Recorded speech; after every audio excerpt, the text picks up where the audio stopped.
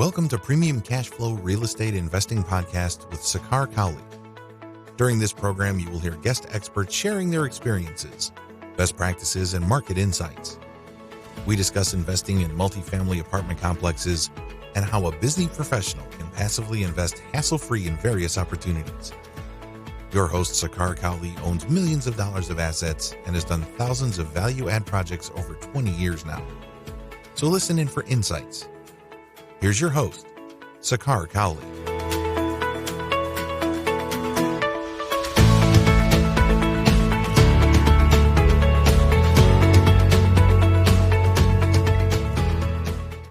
Welcome to another edition of Premium Cashflow Podcast. Today I have the pleasure of speaking with Christopher Winkler. He is president with Silverwood Capital. He is a veteran investor and comes with decades of experience of raising capital. He's been a loan originator in Arizona, California, Nevada. He also holds an inactive license with Texas Real Estate Board. He has done capital raising for several decades into pre-IPO companies and also pink sheet stocks. The COVID-19 issues around pandemic has caused him to shift some of the businesses as well. But knowing his experience of raising capital, which we thought was pretty phenomenal to delve into, you don't typically get such a veteran guest who has raised capital for decades for all the different sectors of the business. So I greatly appreciate you coming on, Chris. Without much further ado, you want to give our listeners a bit more background about how you came into the industry, Chris? Sure. Well, when I first started raising money for the early stage companies, I was in San Diego at the time, and I saw an ad where they needed to raise some capital for a company that was advertising on television. These like $20 items on infomercials. Mm-hmm. I was intrigued by that. I always I had done sales before, and I thought it might be interesting, change pace. Mm-hmm. So I started working with that. And, really the big key to raising capital is relationships. Sure. Mm-hmm. They don't know you, you're not going to get any investments from them. Sure. Mm-hmm. And it takes years to build trust and seconds to lose it. So you really have to just be able to consistently keep in touch with them, maybe tell them of other accomplishments, and just, when the timing is right, then you can, get them to invest in whatever you're trying to work with. Sure. So how was your early experiences like? I mean, you raised significant capital for pre-IPO companies and also the pink sheet stocks. How did that shift came about? As we were speaking before, Chris, you mentioned that there were, several of businesses along with your colleagues and everybody that you raised, significant amount of capital.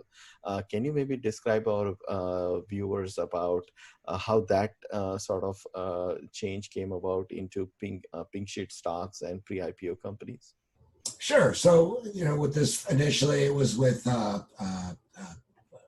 capital to buy ad time on commercials. Sure. Mm-hmm. And then that shifted to some other opportunities where I was able to, I met a broker dealer in Los Angeles. Mm-hmm.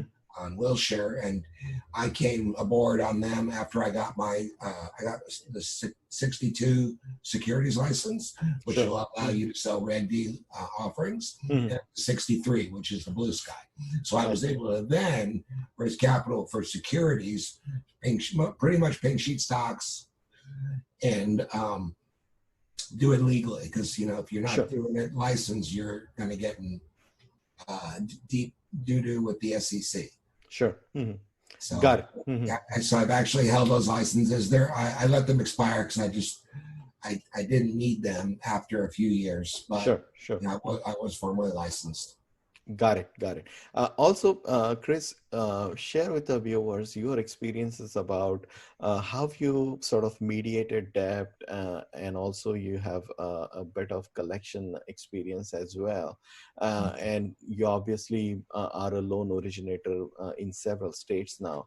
Can you describe how that shift came about, and how you kind of help investors, using those avenues as well?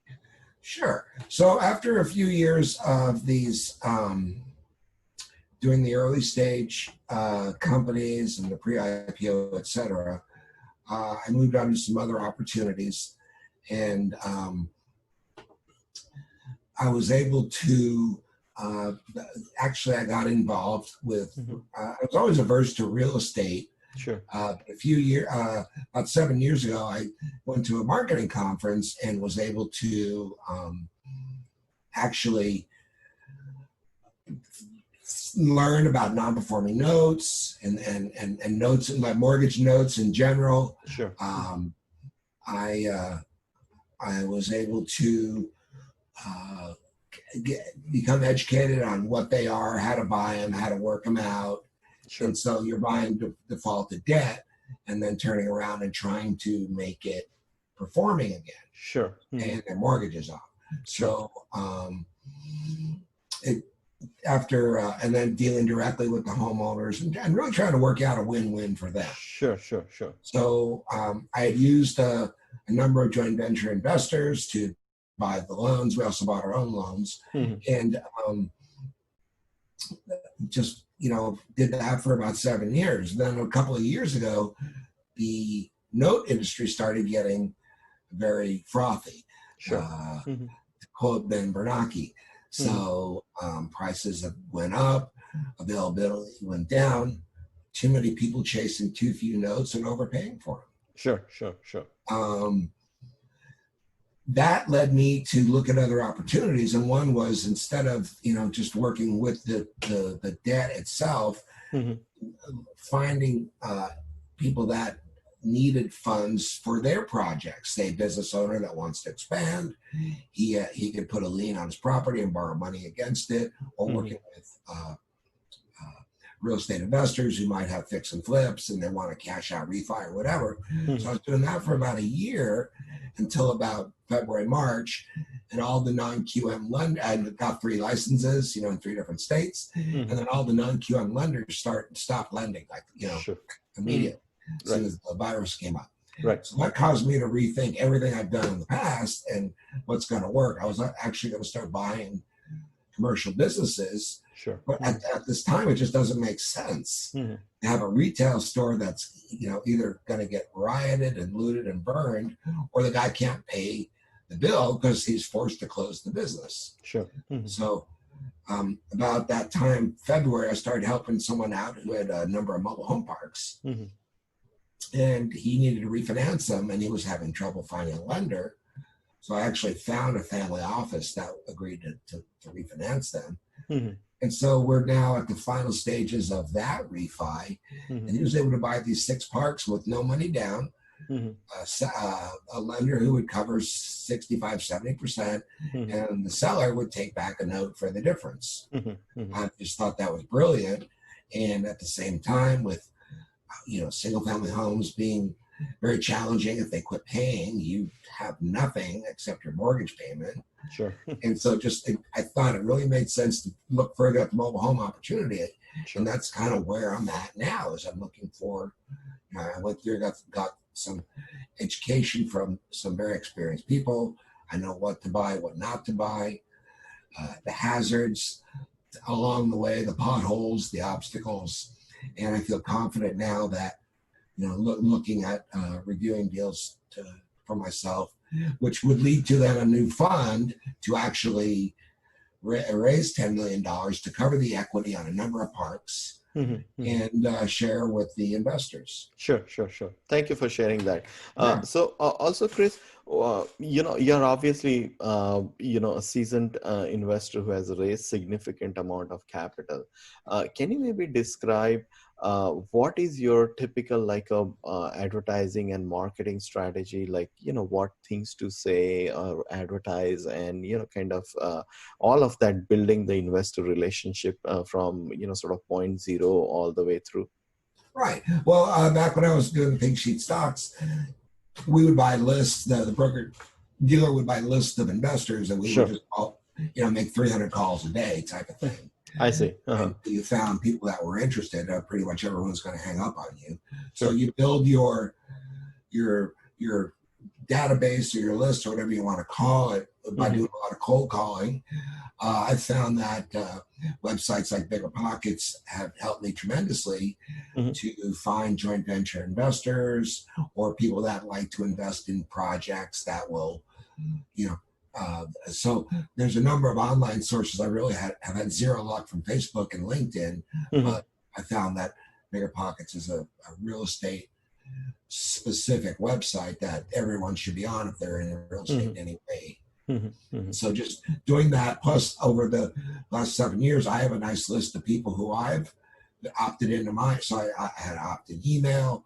I send them emails regularly with different opportunities, updates, case studies. I think it's really important to show what you've done.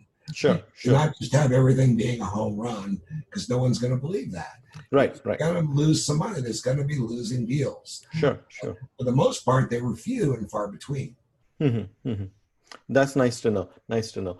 So when you are let's say, established relationships with the high net worth individual, what does that conversation look like? Are you maybe, sort of promoting the stocks or the alternative assets such as, the commercial assets and things like that? What does that conversation look like for, from establishing more of the relationship with high net worth individuals? Right. Well, that's a good question. Really finding out what they like to be involved with. You have a guy that would put $500,000 in something, sure. But if it's not worth it right now, and I talked to him yesterday, and he's not interested in mobile home parks. So it really has to be something that they, one, maybe know a little bit about and are comfortable with, and that would want to give it a try. The more experience, case studies that you have definitely help out. With the note, I bought over 50, and our average net profits were a little in the mid 50%. Wow. Yeah, and then we split that with the JV investor, and the average, it took about 400 days on an average. Some we did in a couple months, some we did in a few years. So I see. Really. Yeah, really, really varies. Some we made over 100%, some we lost 5-10%. Sure. And you talked about, Chris, that, sort of the importance of, laying everything out, like, what are winners, what were losers and things like that. So, kind of maintaining that transparency, but you're at the same time being very integral about what exactly happened, what were the sort of the ups and the downs, and sort of the success and failures, as we call it, right? Could you maybe describe how you sort of maintain all of that transparency and sort of talk through all the failures, maybe whether some highs and some lows, how you kind of share that with investors? Sure. Well, I just, I don't know if I mentioned it yet, but, it takes years to build trust and seconds to lose it. So if there's one thing that's possible is always be honest, never lie, and never really try and BS your way through. You can't baffle them with BS because a lot of times they have BS meters, and as soon as they feel you're either dishonest or disingenuous, they'll know it. Yeah, they'll pick it up. Sure. No, that's very true. That's very true. And also, Chris, how often do you communicate? Are you communicating on a monthly basis, or is it more 6 weeks, couple of months? What does that communication frequency look like? Sure. And it really depends on the deal flow. Because when I was going through notes, I was constantly, we had good sources. We had 5 or 6 great sources. So we'd look at a few, we'd win the bids on them. And there might be 4 or 5 opportunities. So I either might break that into a single email or a couple emails. But either it could be a couple times a week or a couple times a month or maybe even once a month. For the last few months, I've really only been doing every month or so because there hasn't been, I don't get, I used to get a lot of people wanting to sell notes and I would broker them. I don't see what I see now is a lot of just junk. Sure. And so it really has to be, when I have something worthy of time, I'm not just going to, send something out. I want to have some updates or some new information. Sure. Not just saying, here we are again, nothing's changed, but I'm back. Right. So, right. That can definitely, sure. That can definitely annoy, because everybody's busy and, time is valuable, So in your communication, Chris, are you using, let's say we call like the sample deal, a kind of a framework wherein you're saying that, hey, this is how a typical, deal looks like. Here are some of the typical returns that you can expect. It's just that it is a sample. It's not really a real deal. But so you're kind of, maybe navigating or, educating the investor through, what it looks like, what the returns would be, like sort of the time horizon, that's involved in these deals and things like that. So are you maybe pre-educating the investors using some of these strategies? Yeah, for a while when I was doing the notes, I would always have a case study where I'd go through and talk about what it was, how we got it, what we did, our costs, our expenses, our profit, net, and then what we learned, the takeaways. In these states, if you need to foreclose, it's going to take you twice as long as a non-judicial state than a judicial. Or, seeing things, okay, and it just really depended on the deal, but trying, using your accumulated knowledge to pass on. It's really hard to guarantee a return unless it's like a fixed in a fund or something where we're paying you a 9% preferred and you'll get equity on the back end or whatever. But I try not to, my crystal ball isn't good enough to tell them what I think they would make. Right. I can give it an approximate. Sure. Makes sense. Now, Chris, as experienced as you are, I mean, you're obviously being in the business for decades. I mean, you have had, so many ups and some downs and things like that. You have networked with a lot more fellow, colleagues and things like that. Can you maybe share some of, few of your best advice in this business as to, whether it is networking, education, or any life habits that you may have, perhaps we can learn from? Well, I think, when you're looking at a deal to either work with or invest in or have an opportunity with, you want to look at all the pros and cons. You want to, if you see something that just either appears to be too good to be true, it probably is, or someone's very willing to get out of something. Maybe there's something they're not telling you that you have to go and investigate. So you have to be, what's the word, buyer beware. So I think doing your due diligence on a deal. And it's funny, when I first started raising money for one of the things I did is ostrich farms were very popular at the time. This was over 20 years ago.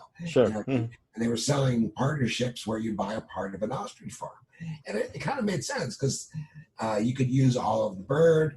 It didn't take as much water to equal a pound of meat. And it was a real popular thing, 20 years ago. You don't talk about it now. When I had no clue what I was doing, the guy goes, well, you got to do your due diligence. It's like, the hell does that mean? Due diligence. Right. And, at the time, I had no clue what it was, and now it's probably the most important thing you can do is check out your deals, because you don't want to replace an investor in their quicksand. Sure. Awesome. And any like sort of life habits, Chris, you use on a daily basis that perhaps gives you an edge or, sets your day up properly? Well, I think obviously I pray and I'm thankful for another day to go out and do things because Sure. it could end any time. We all have a finite time here on earth. So really, being thankful for what I've got, another day to go out and do it again, and just blessed for that. Sure. Whoever your deity or entity is, Sure. and really just focus on helping people. I think when you help them either make money or get them the loan they want, or help them deploy their capital in a as safe a way as you can, low risk. I think that's another thing. And then at the same time, even with the mobile home parks, you're providing affordable housing that they can afford. They can afford $500 a month, but they probably can't afford $1,200. Sure. So if you can provide low cost housing in a nice community where you can raise a family, as opposed to a Section 8 apartment, high crime, no yard, no prospects of anything. Sure. You're helping not only yourself, the investor, but the person involved. Sure. Same with notes, non-performing. I loved getting on the phone and getting them re-performing. Well, if you want to stay in your home. So what can we do? Sure. What can you afford each month? Can you put anything down? We did a one in Florida. It was a non-performing second with over $100,000 in interest and penalties on about $50,000 of debt.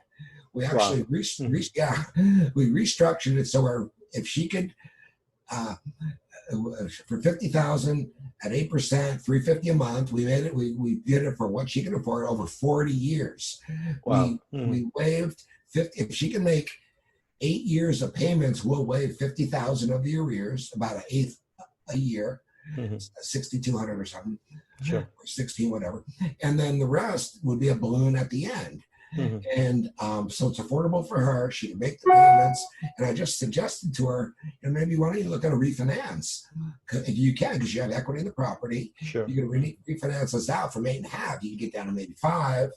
Plus you get rid of that 50 grand. You don't have to wait 8 years. Sure. And so making it a win-win for them. Sure.